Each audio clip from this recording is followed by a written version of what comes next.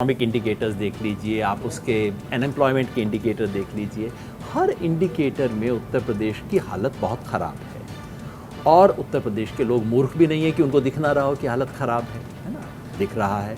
और सच बात ये है कि कोविड के ज़मानों में जितने लोगों की उत्तर प्रदेश में मौत हुई, जब सही आंकड़ा आएगा, मैं रिकॉर्ड पे बोल रहा हूँ, आप 5-10 साल बाद देख लीजिएगा, जब भी सही आंकड़े फाइनली कोविड के आएंगे, केवल उत्तर प्रदेश में लगभग 10 लाख लोगों की मौत हुई। प्रधानमंत्री मोदी जब लाल किले से ये कहते हैं कि अगली बार झंडा वो फहराएंगे, यहाँ से भाषण वही देंगे, तो इसमें अब शालीनता दिखे या ना दिखे, लोगों को अति आत्मविश्वास दिख जाए, चाहे जो हो, इसके पीछे का एक बड़ा आधार ये है कि उत्तर प्रदेश में भाजपा काफ़ी मजबूत स्थिति में, भाजपा कह लें या एनडीए कह लें। चुनावी सर्वे भी जो अभी हालिया आ रहे हैं वो इसी और इशारा कर रहे हैं। आपकी नज़र में उत्तर प्रदेश में इंडिया का क्या प्रोस्पेक्ट है? अखिलेश यादव, जयंत चौधरी से आपकी मुलाकात हो रही है, कांग्रेस का गठबंधन उनके साथ बनता नज़र आ रहा है, क्या संभावनाएं उत्तर प्रदेश में इंडिया के लिए आपको नज़र आती हैं, जबकि सर्वे इशारा कर रहे हैं कि एनडीए आज भी बहुत मजबूत है यूपी में? क्योंकि स्थिति से पहले हम प्रदेश की स्थिति देख लें। अगर उत्तर प्रदेश ऐसा प्रदेश होता जहां मतलब बल्ले बल्ले सब कुछ अच्छा है, सेहत, स्वास्थ्य, शिक्षा, लॉ एंड ऑर्डर सब कुछ बढ़िया है, तो फिर आप कहेंगे इसके साथ में रूलिंग पार्टी भी बढ़िया है, तो भैया ये तो होगा ही ना। मगर ऐसा तो है नहीं ना। मुझे आज तक ऐसा कोई उत्तर प्रदेश का व्यक्ति नहीं मिला जिसने ऐसा आरोप लगाया हो कि यहाँ स्वास्थ्य और शिक्षा सुधर गई है। आप तो पत्रकार लोग हैं, आप लोगों को बेहतर पता होगा। लॉ एंड ऑर्डर के बारे में भी बातें की जाती हैं, लेकिन जो मैं खबरें पढ़ता हूँ उसमें तो मुझे कहीं दिखाई नहीं देता। तो ऐसा तो नहीं है कि उत्तर प्रदेश प्रगति के पथ पर है ना। या उत्तर प्रदेश के आप इकोनॉमिक इंडिकेटर्स देख लीजिए, आप उसके अनएम्प्लॉयमेंट के इंडिकेटर देख लीजिए, हर इंडिकेटर में उत्तर प्रदेश की हालत बहुत ख़राब है। और उत्तर प्रदेश के लोग मूर्ख भी नहीं है कि उनको दिख ना रहा हो कि हालत ख़राब है ना, दिख रहा है।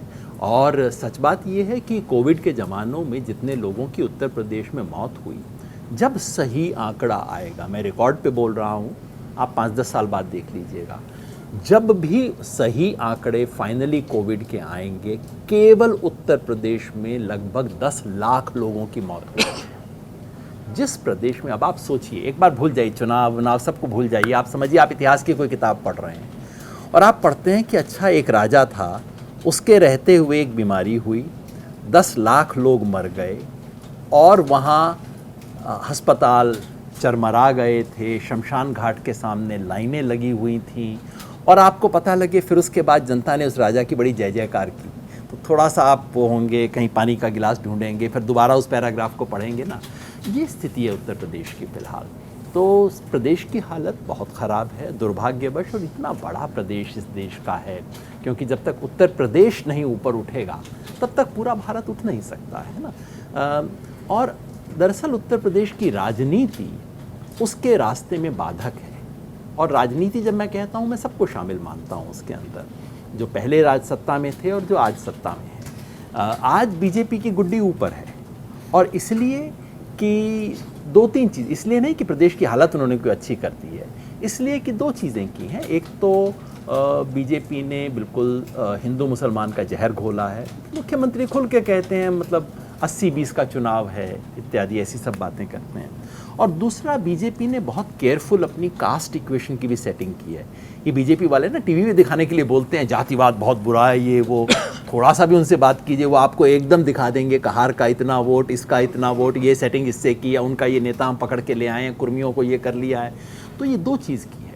और उत्तर प्रदेश की बदलाव की 2 बड़ी जो शक्तियाँ हो सकती थी, 3 शक्तियाँ, कांग्रेस थी, कांग्रेस का पराभव हो गया कांग्रेस की अपनी गलतियों की वजह से। बीएसपी थी, बहुत बड़ा परिवर्तन लेके आई थी, लेकिन कांशीराम जी के जाने के बाद से मिशन जो था, वो मिशन बहुत नीचे आ गया, एकदम मिशन नहीं बचा वो उस तरह का। और समाजवादी पार्टी थी, जो समाजवाद के नारे से आई, लेकिन बाद में तो 2 संप्रदाय जातियों की पार्टी बन गई ना। एक सामान्य व्यक्ति समाजवादी पार्टी के बारे में ये इंप्रेशन रखता है कि जब वो उनकी सत्ता होती है तो एक जाति विशेष के लोग जो भी कर लें। ऐसा एक उत्तर प्रदेश के सामान्य लोग धारणा रखते हैं, जो आज योगी सरकार के बारे में भी ये धारणा है ना। हमें पूरा सच बोलना चाहिए। आज भी ये है कि एक जाति के लोग जो मर्जी चाहे कर लें, उनको कोई रोकने वाला नहीं है। और जब सपा की सरकार होती है तब कोई दूसरी जाति का नाम आ जाता है, जो मर्जी चाहे कर लें। उसकी वजह से उत्तर प्रदेश में जो सामाजिक न्याय की राजनीति होनी चाहिए थी, जो उत्तर प्रदेश का चेहरा बदल सकती थी, जो दक्षिण भारत में तमिलनाडु कर्नाटका में सामाजिक न्याय की राजनीति ने चेहरा बदल दिया उन राज्यों का, उत्तर प्रदेश की सामाजिक न्याय की राजनीति इन छोटे खेल का शिकार हो गई।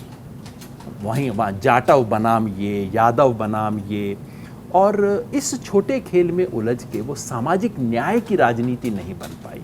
तो इसलिए उत्तर प्रदेश में अगर एक तो आप 24 के चुनाव को देख सकते हैं, एक आप दीर्घकालिक देख सकते हैं। 24 के चुनाव में फिलहाल बीजेपी को एज है, इसमें कोई संदेह नहीं है।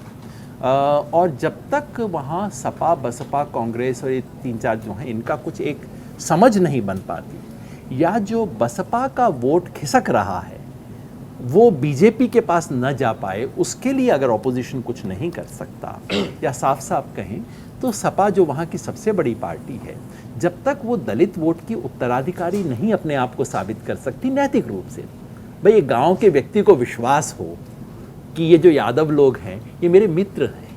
अब उत्तर प्रदेश के गांव के दलित को ये विश्वास दिलाने के लिए तो आपको बहुत कुछ करना पड़ेगा ना, वो तो नहीं हुआ है। तो जब तक वैसी चीज़ नहीं होती तब तक तो ये जो बीजेपी का इस वक्त एडवांटेज यही है, और बीजेपी का पुराना खेल ये रहा है कि बीजेपी ने, जो हमारा देश एक पिरामिड की तरह है, पिरामिड के टॉप वाले लोग हैं वो एकदम बीजेपी के साथ हैं। दिन रात हम कहते हैं कास्ट वोट बैंक, कास्टिज्म है जी, सबसे बड़ा कास्टिज्म तो इनका है, अपर कास्ट को कैप्चर करके रखा है ना। मैं आपके इस न्यूज़ रूम को नहीं जानता, जब ये टीवी इंटरव्यू ख़त्म हो जाएगा ना, सबकी कास्ट गिन लेना, मैं आपको बता देता हूँ क्या निकलेगी, ये आज बिना जाने बता सकता हूँ। सबसे बड़ा कास्टिज्म तो ये है इस देश का, है ना। और जो टॉप के लोगों को बीजेपी ने कैप्चर करके रखा हुआ है, और उसके बाद बॉटम से, या तो बॉटम को फ्रेगमेंट करके रखती है बीजेपी, या उस फ्रेगमेंटेशन में से 1-2 स्लाइस अपने साथ जोड़ लेती है। ये बीजेपी का खेल है, इस वक्त वो खेल चल रहा है। वो खेल कब टूटेगा? जब बॉटम ऑफ द पिरामिड एक साथ खड़ा होगा। इसकी कोशिश बीएसपी और सपा कर सकते थे कि असफल रहे। जिस दिन वो करेंगे या कोई तीसरी पार्टी आके करेगी, तभी इससे निजात मिल सकती है उत्तर प्रदेश में।